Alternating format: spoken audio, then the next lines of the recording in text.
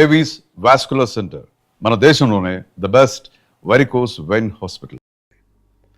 ఇప్పటికే ఉంది అది. సార్ ఆ స్కూల్లో చేర్పించి ఏదో ఒకటి చేయాలి అని అలా ఆవిడ వదిలేకుండా ఏదో ఒకటి చేయాలని చెప్పి మా నాన్నగారు చేసిన సంకల్పం అది.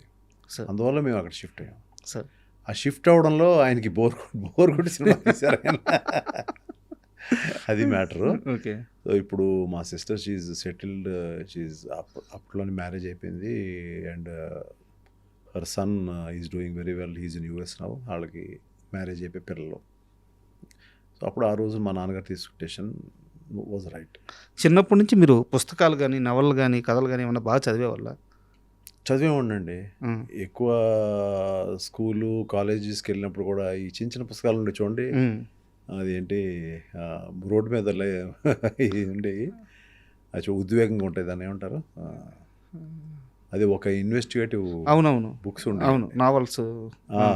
అలాంటివి కొంచెం ఇంటికి తెచ్చుకొని చదివేవాడిని. మా నాన్నగారికి తెలియకుండా చదివేవాడిని. ఎందుకు ఈ ప్రశ్న అడిగానంటే, ఈ బుక్ రీడింగ్ అలవాటు లేని వాళ్ళు సినిమాని చూసి గమ్ముగా బయటకు వచ్చేస్తారు, ఎక్కువ ఆలోచించలేరు. మీరు ఒక సినిమాని చూసి, చిరంజీవి గారి ఒక సినిమాని చూసి అదే సినిమా కథని జస్ట్ క్యారెక్టర్స్ మార్చి వెంకటేష్ గారికి బిగ్గెస్ట్ హిట్ ఇచ్చారు. అది మీకు అంటే ఎలా ఆ క్యారెక్టర్లను మారిస్తే ఇంకో కథ వచ్చేస్తుంది. ఈ పేరు కూడా చెప్పండి, పర్వాలేదు. చట్టానికి కళ్ళు అనుకుంటారు. చట్టానికి వెళ్ళి నాకు చాలా ఇష్టమైన సినిమా. అదే సినిమాని మీరు శత్రువుగా మార్చారు. అది డైరెక్టరు ఇప్పుడు ఇవాళ సీఎం అయిన విజయ్ గారి ఫాదర్. అవును. సో నేను చాలా యంగ్, అది చూసినప్పుడు చాలా ఇన్స్పైర్ అయిపోయాను. అంటే ఒక సిస్టర్ అంటే అక్క, తమ్ముడు ఎంత ప్రేమగా ఉంటారో. తమ్ముడు కొంచెం రిఫ్రాఫ్ తిరుగుతూ ఉంటాడు. ఇప్పుడున్న ఈ యంగర్ జనరేషన్కి ఆ సినిమా కథ తెలీదు. సరే, ఆ రిఫ్రాఫ్గా తిరిగే దగ్గర వీడిని ఏదో అంటూ ఉంటుంది, తిడుతూ ఉంటుంది. బట్ అతి ప్రేమ, చక్కగా తీసుకొచ్చి రాత్రిపూట ఏదైనా ఉన్నా కూడా భోజనం పెడతా ఉంటుంది. సరే రారా అలిగే వింటూ ఉంటుంది. చాలా సెంటిమెంటల్ బ్యూటిఫుల్ ఫిల్మ్ అది. అవును.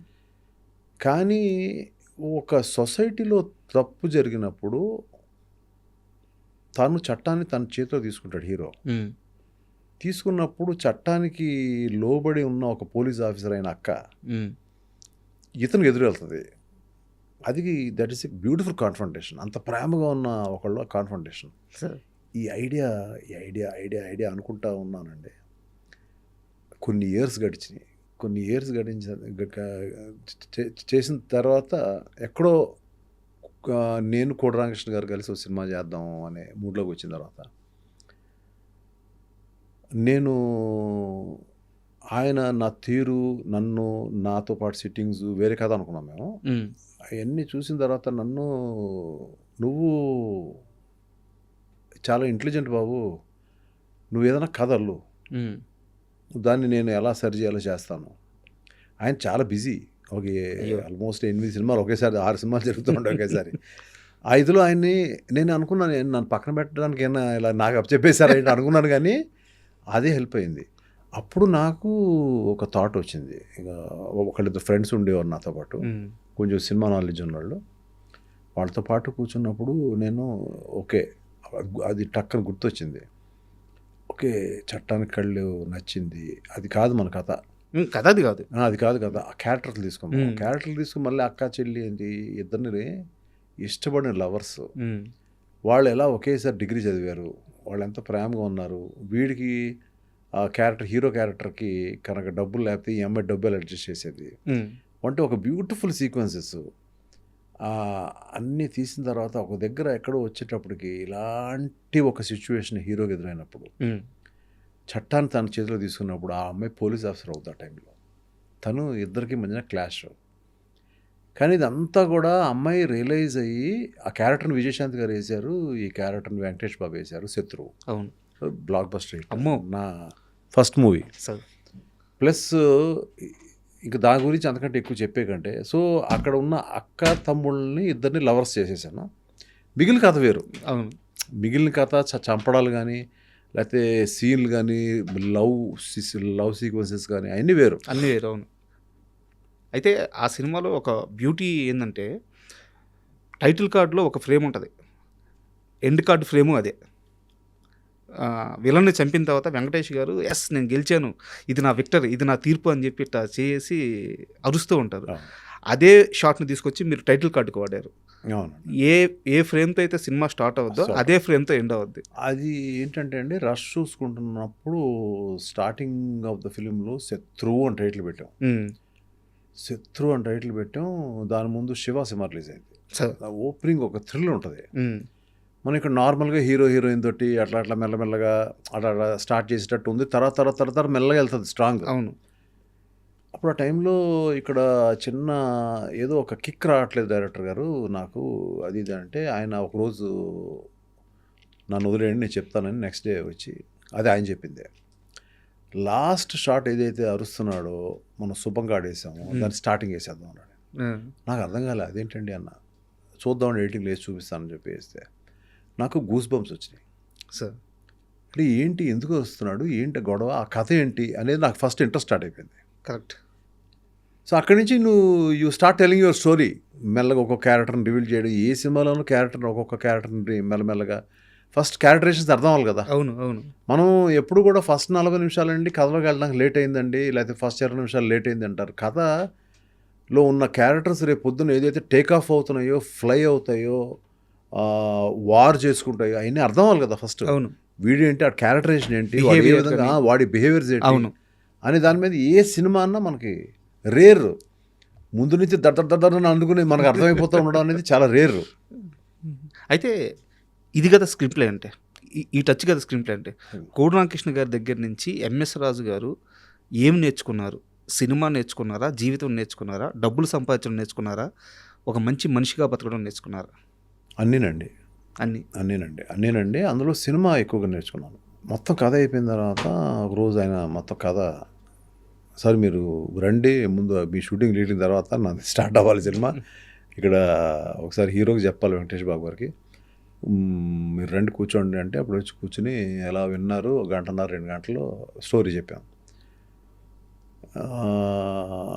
బాగా డ్రైగా ఉందండి అన్నారు ఆయన.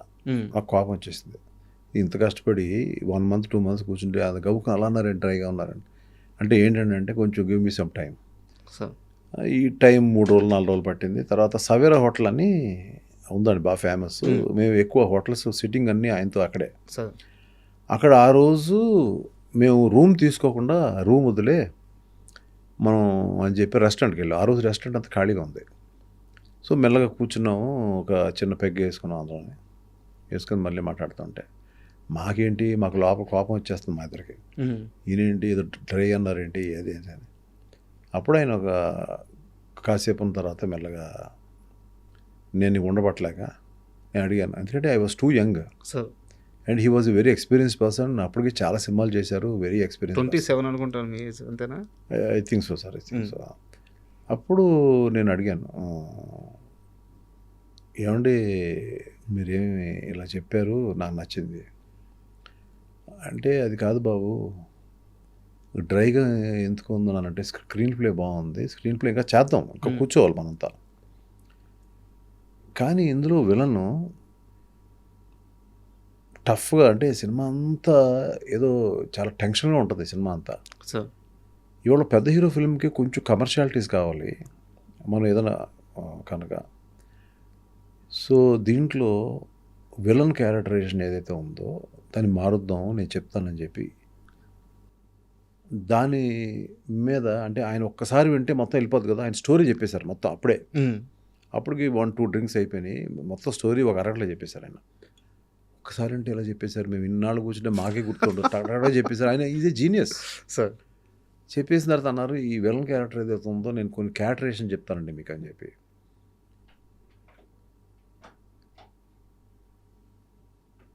ఈ ఫోన్ ఎవరు కనిపెట్టారండి బాబు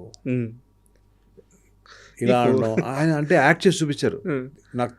ఏదో ఏదో అంటే ఆయన క్యారెక్టరేషన్ చెప్పారు మొత్తం. 5-10 minutes కోట శ్రీనివాసరావు గారు టక్ థ్యాంక్స్ అని చెప్పడం, ఇటువంటి ఒక హ్యూమరస్ రోల్ ఆయన వల్ల క్రియేట్ అయిపోయింది సార్. బట్ తర్వాత సినిమా రిలీజ్ అయిన తర్వాత థియేటర్లో అప్లాజ్, అంటే సీరియస్గా వెళ్ళేదేమో సినిమా, ఫ్లేవర్ చేంజ్ అయిపోయింది సినిమాకి. That was an experience. Agatha కోసం అగదా అయితే నాకు ఒక ఫేజ్ గురించి కావాలి సార్. మీ లైఫ్‌లో ఒక సామెత ఉంటది. ఊరందరూ మంచి కోరే రాజుగారు తన దగ్గరికి వచ్చేలేక మొండోడైపోతాడు అని. మీ నాన్నగారు సినిమాలు తీసి చాలా నష్టపోయారు. అయితే మీ దగ్గరికి వచ్చేలేక ఫస్ట్ 2 సినిమాలు హిట్టు. తర్వాత 'బి. గోపాల్' గారితో ఒక సినిమా తీసిన తర్వాత ఆ సినిమా ఫ్లాప్ అయిపోయింది. 'స్ట్రీట్ రౌడీయా' street fighter. 'Street fighter' sorry 'street fighter'. మళ్ళీ అప్పుడు మీరెంతో ఇష్టపడి కొనుక్కున్న ఇల్లుని అమ్మేయాల్సొచ్చింది. నాన్నగారు అప్పుడు ఆస్తి అమ్మేశారు, పొలాలు అమ్మేశారు. ఇప్పుడు మీరు ఇల్లు అమ్మేశారు. ఫ్యామిలీలో ఆ ఫేజ్‌లో ఎలాంటి సంభాషణ నడిచింది? నిజంగా భయపడలేదా? మొండితనంతోనే ముందుకెళ్లారా? ఇక అసలు భయం అనేది మా డిక్షనరీలో లేదండి. హ్మ్. ఇప్పుడు కూడా నా ఫేజ్ ఇప్పుడు ఏదో టీజర్ రిలీజ్ అయిందని మనం సంబరపడుతున్నాం. హ్మ్. దాని ముందు కూడా ఎప్పుడన్నా మీరు విన్నారా? రాజుగారు భయపడ్డం వినలేదు. Will be just waiting for the chance. హ్మ్.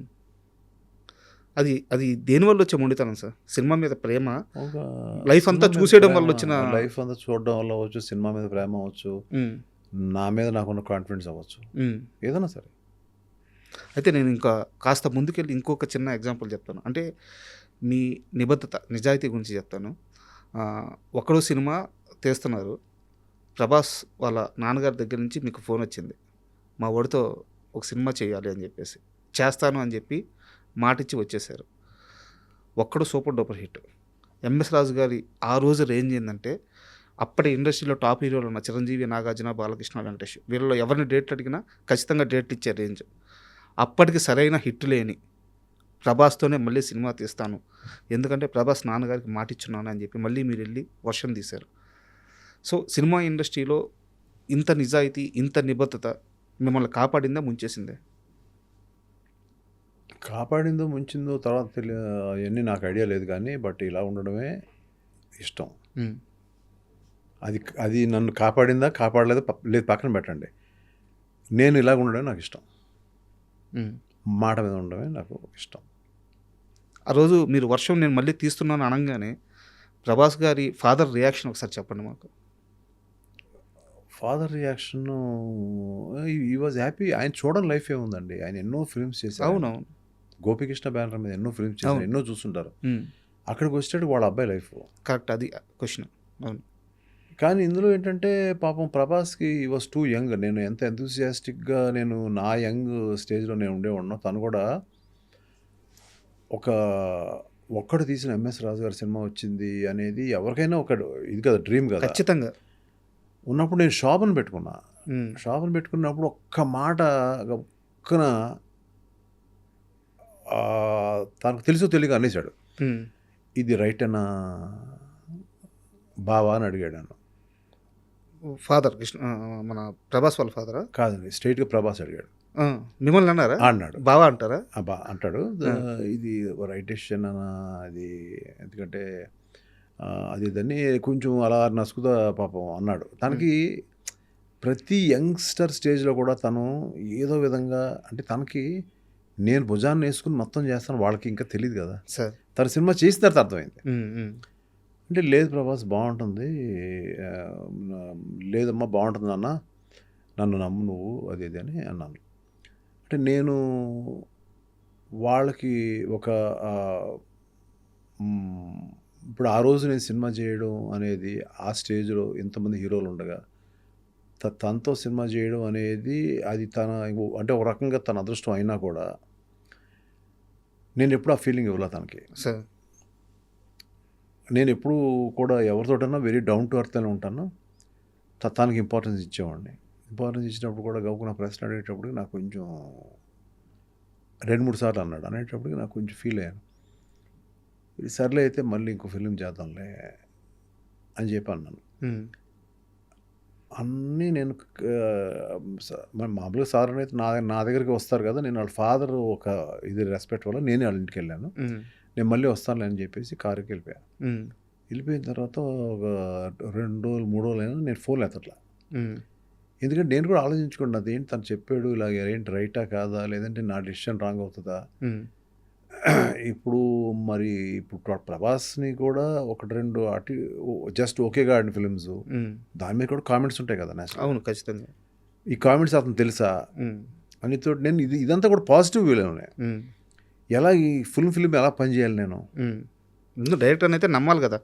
నేను ఎలా ఫుల్ఫిల్లింగ్ పని చేయాలి నేను అనే దాంట్లో నేను ఉండగా వాళ్ళ ఫాదర్ వేశారు.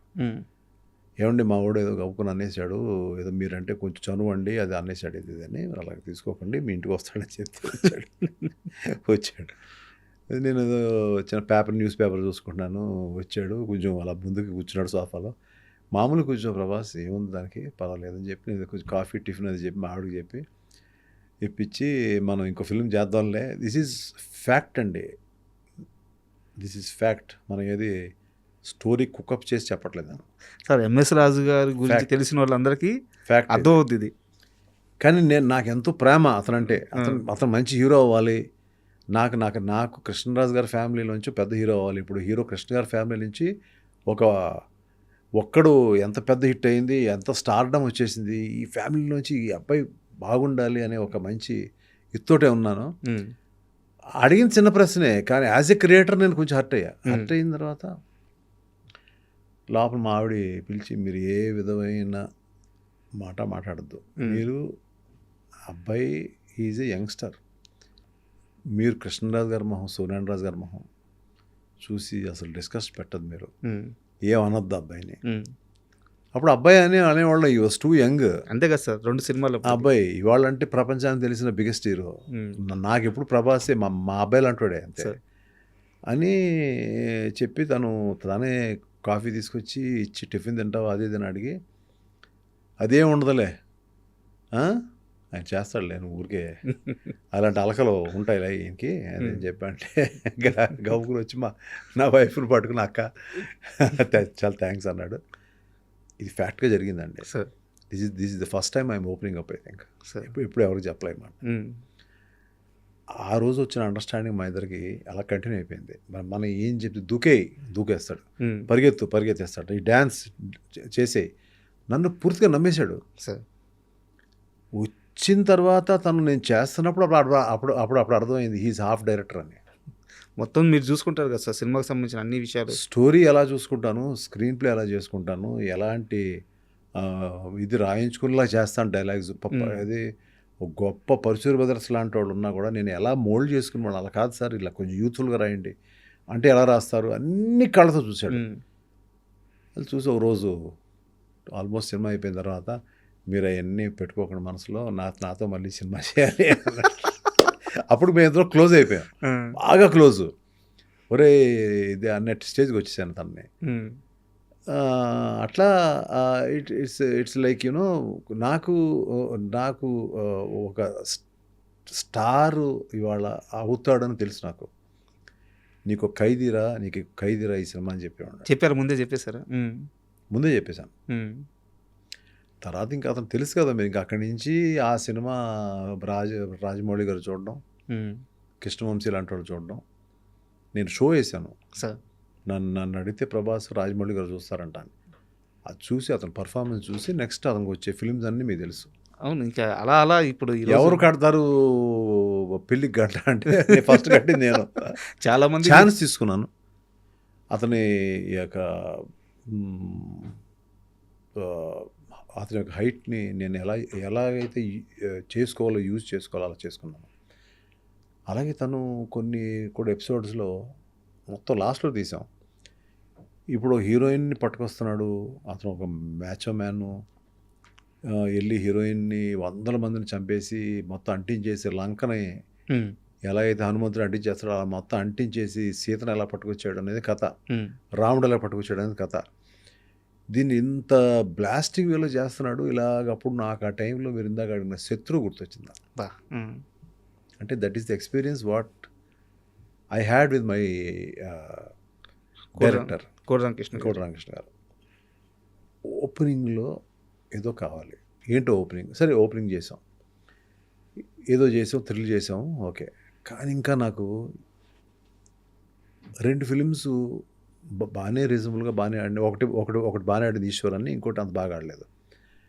ఇతను హీరో అంటే ఎలా నమ్మేస్తారు జనం సార్? లేదు కదా.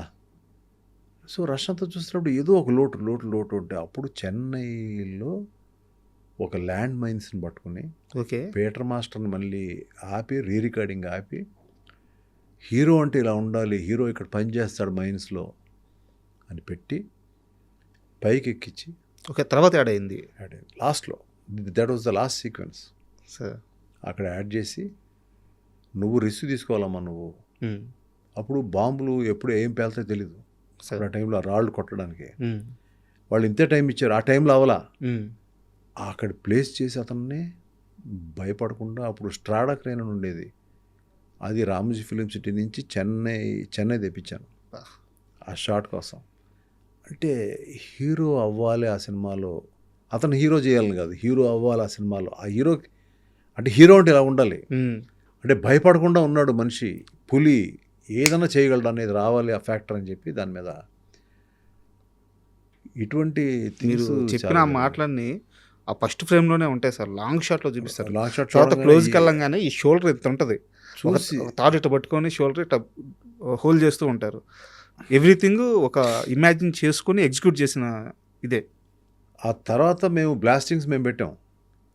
పెడితే ఆ బ్లాస్టింగ్స్లో ఎవరో హర్ట్ అయితే అతను పరిగెత్తుకుని ఆయన పట్టరావడం అనేది, పరిగెడుతూ ఉంటే S is a hero, S is a hero అనేది హీరో హీరో హీరో అనిపించేశాను.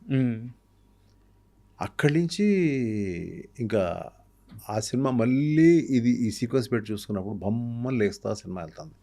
అది స్క్రీన్ ప్లే. యా, ఆ ఫ్యాక్టర్స్ అన్నీ తనకు యాడ్ అయిపోయినాయి. He became a super hero kind of ఇది. సో ఇంక ఇవాళ ఈ సంథింగ్ లైక్ హిస్టరీ. అంత పెద్ద సక్సెస్ అయిన తర్వాత ప్రభాస్ గారి రియాక్షన్ ఏంటి సార్ మీ దగ్గరికి వచ్చి? అయ్యో, నన్ను వదిలేడు కదా అసలు, మళ్ళీ సినిమా ఎప్పుడు చేస్తారని ఉండేవాడు. అయితే నేను కొంచెం ముందుకు వచ్చాను సార్, యాక్చువల్గా ఇందాక ఫ్లోలో భాగంగా మనం దేవి సినిమా గురించి మాట్లాడుకుందాము. దేవి సినిమా అప్పటిదాకున్న తెలుగు సినిమాని ఆడియన్స్ చూసే విధానాన్ని మార్చేసిన సినిమా. ఆ గ్రాఫిక్స్ కానీ, డివోషనల్, అంటే ముఖ్యంగా దేవి సినిమాలో డివోషనల్ చాలా ఎక్కువ ఉంటుంది.